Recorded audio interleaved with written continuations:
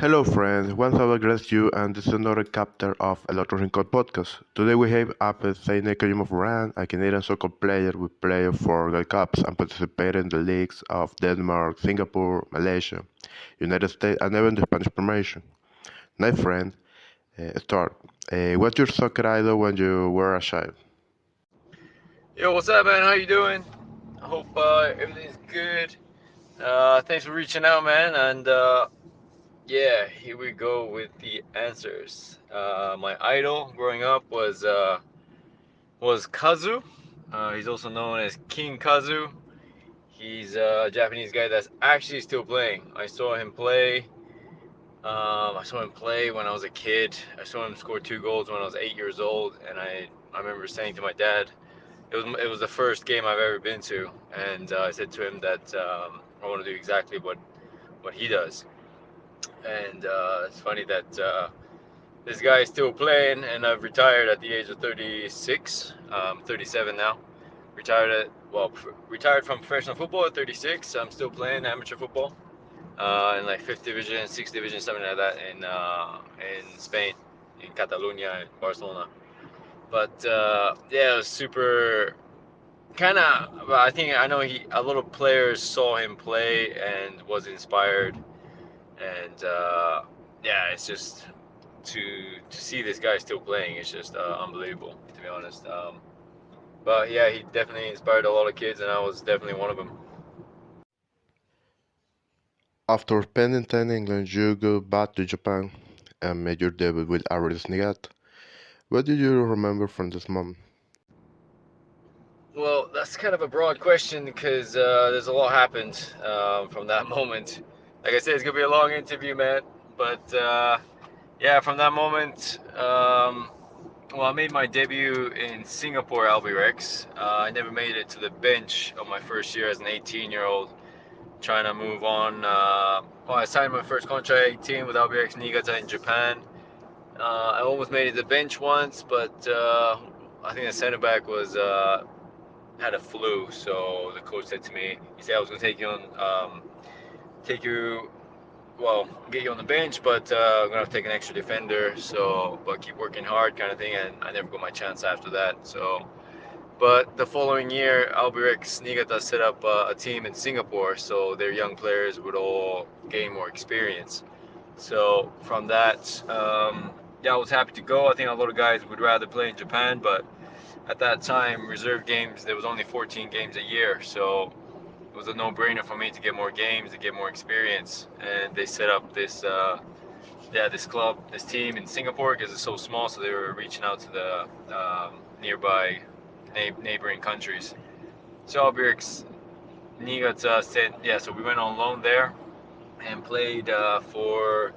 Well, my first year I did well. I was top scorer for the club and kind of stamped my foot.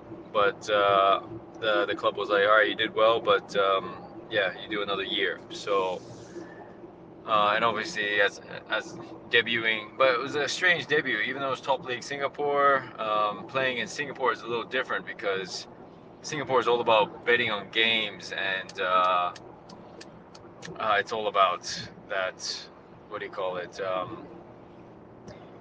Because it's such a small country, there's no real home fans, away fans. It's all about, yeah, it's all about the betting. So I still remember scoring my first goal and jumping into the crowd. The crowd was going crazy in the first 15 minutes, and a few minutes later, I get the same chance. I score another goal, and I jump in that same crowd where everybody was going crazy. And this time, they were throwing their beers, their papers, their pens right in my face and saying, "Oh, if you lie, if you, why you scored twice," kind of thing.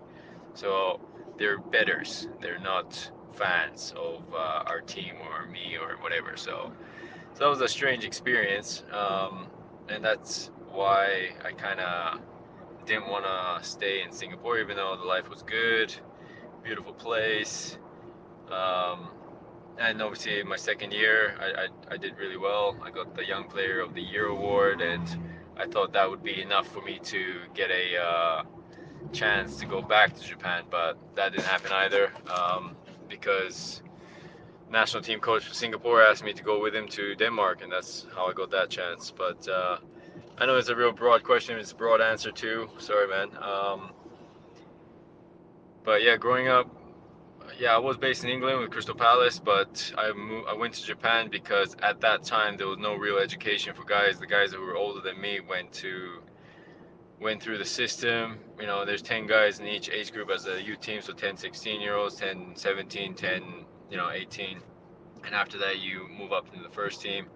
And if you go through the schools of excellence, then you do kind of, you clean the pros' boots, you get 500 quid a week.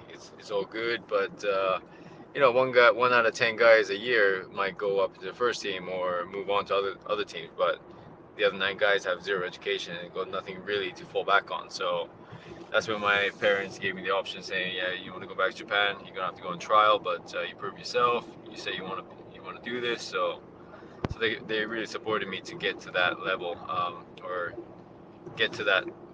At that time, Japan, Tokyo Verdy was the top club, so I went there and did my full education and got my diploma and everything. So if it didn't work out, I could always fall back on something. So that's why I chose that route. And I didn't get along with the coach at the time. The youth team coach always told me I wasn't good enough, and the other guys would make it. So I thought, okay, maybe I'm not good enough. Um, I guess I could go to university at least. And yeah, that was always my big motivation, that I wanted to prove this guy wrong. And I was kind of set to go back and pursue a different journey, or at least play football in a different country. But that's when I scored a vital goal in the youth tournament, and Albert Niga, the coach, picked me up. So yeah, that's that, man. Sorry, that was kind of all over the place, eh? Sorry about that. Your time in Denmark was very good with promotion and participation in Europe. What did you keep from this year? Yeah, I think Denmark was my best years. Played 6 years there, 3 different clubs. Um, yeah, I did very well, I think, especially at FC Nordsjælland, where I was the profile of the club. It attracted even clubs like Arsenal, who came to the club to watch my game for the first time, as in for the first time for the club to have that sort of uh, scout or an agent come down to come look at 2 players, and I was one of them. So, and that was on the newspapers the next day. So it was a good place to be. It was a good place to showcase yourself, and yeah, Denmark's a good place. I mean, that's where my art kicked off as well, for the off the scene, off the pitch, so to say. So because they do really appreciate the art. So, but this is another story. But that's where my art kicked off. Is where I really stepped my foot as a footballer, and that's when Canada noticed me to play for the national team and playing UEFA Cup. Obviously, the dream was always to play Champions League. Didn't quite get there, but yeah, play UEFA Cup, couple games, I guess. Um, Olympiacos, yeah, great experience. And what do I take from that? Yeah, I think my best moments were there at FC Nordsjælland, and Horsens was good, but I think I was kind of, that last 2 years of my 6 year period was when I was kind of getting tired of the cold weather, even though I'm Canadian. Yeah, getting tired of that, and always so close to reaching UEFA Cup or Champions League, and not quite there.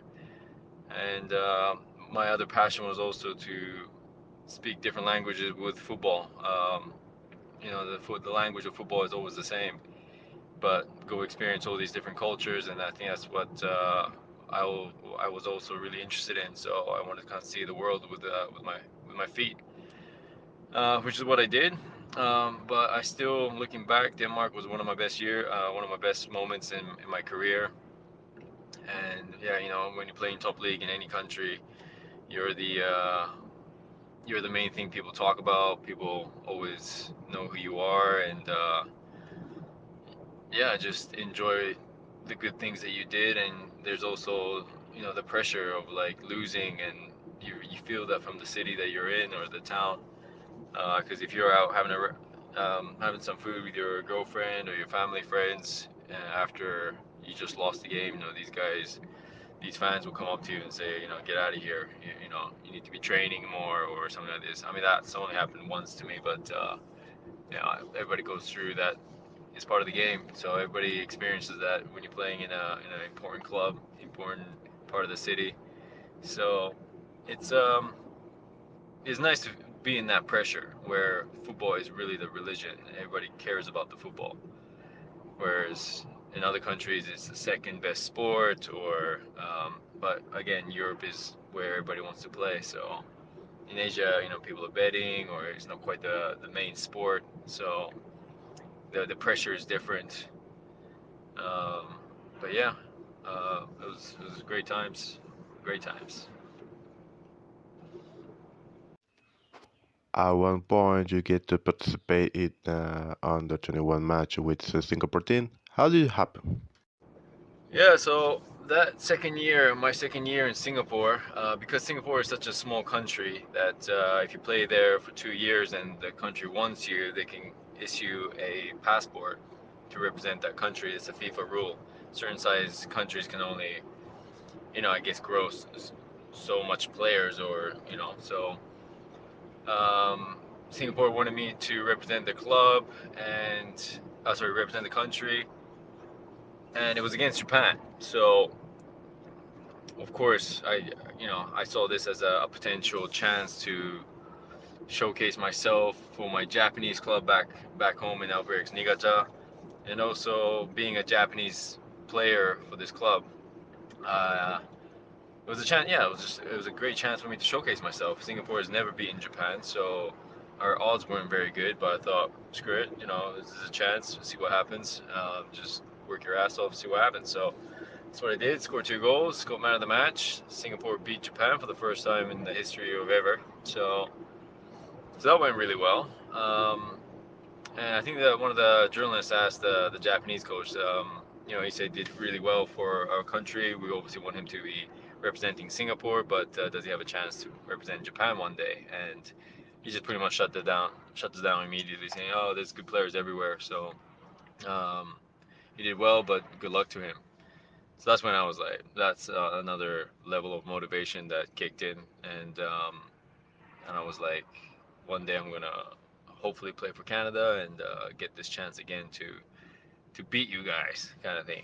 And I don't think anybody's played for two different countries, and yeah, play against their home nation. I don't want to call it my home nation, but my mother's nation, So to get that chance um, was an honor. Singapore really wanted me to come and stay and become a Singaporean, but at the time I already had three nationalities. So I was like, no, and my dream was to play in Europe. So doing well in Singapore, I really wanted to move on to Europe, and that's when the Singapore national team coach, a Danish guy called Kim Poulsen, asked me to go with him to club in Vejle. So for me, it was a no-brainer. I said yes for sure. It's Europe, and yeah, let's go, kind of thing.